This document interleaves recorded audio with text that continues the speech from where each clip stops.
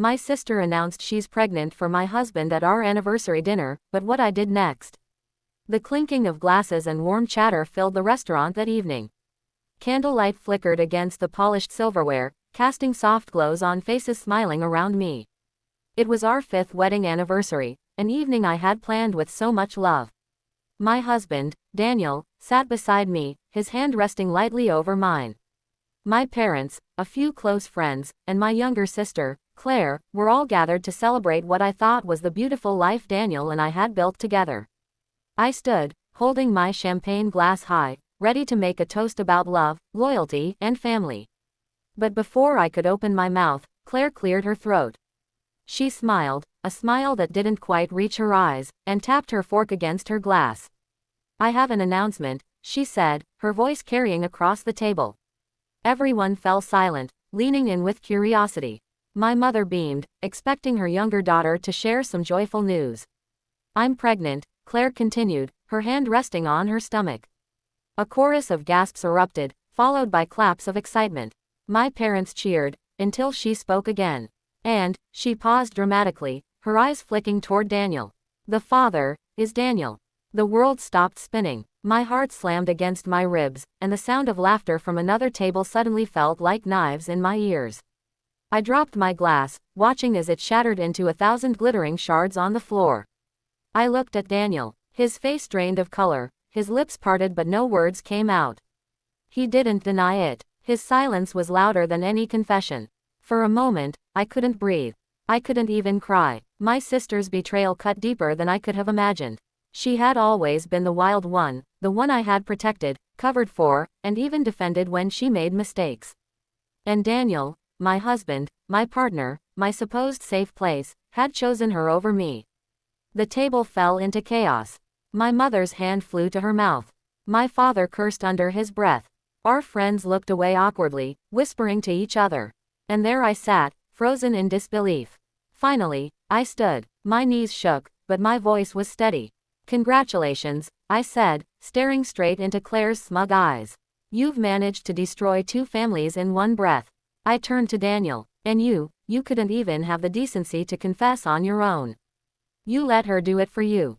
I walked out of that restaurant, my heels clicking like hammers on the floor, my chest burning with fury and grief.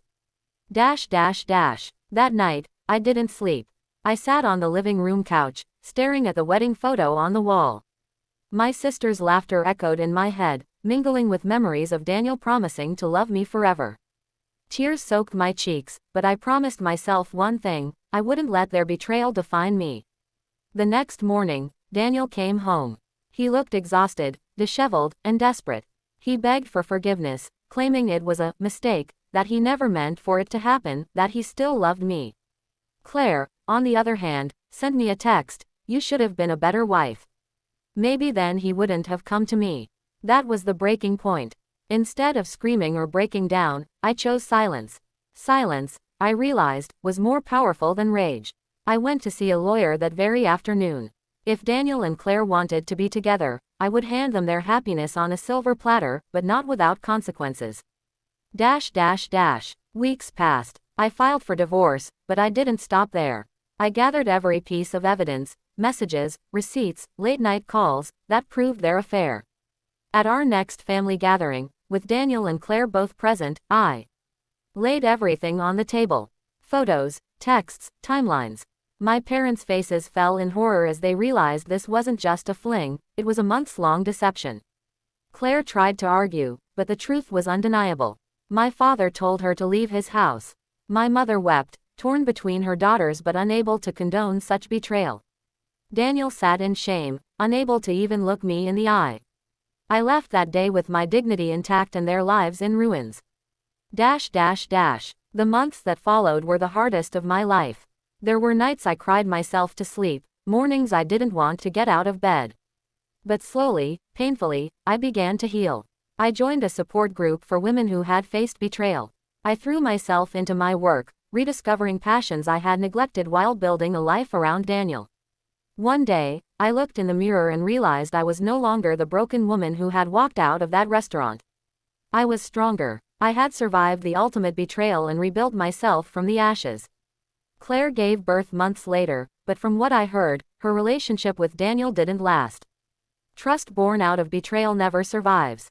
They fought constantly, and soon, Daniel left her too. She was alone, raising a child in the shadow of her own choices. As for me, I found peace. I learned that sometimes, the people we love most can hurt us the deepest. But I also learned that betrayal is not the end, it's the beginning of rediscovering who we truly are. Looking back now, I realize that the night of my anniversary dinner wasn't the end of my story, it was the beginning. The betrayal that nearly destroyed me became the fire that shaped me into a stronger, wiser, and more resilient woman.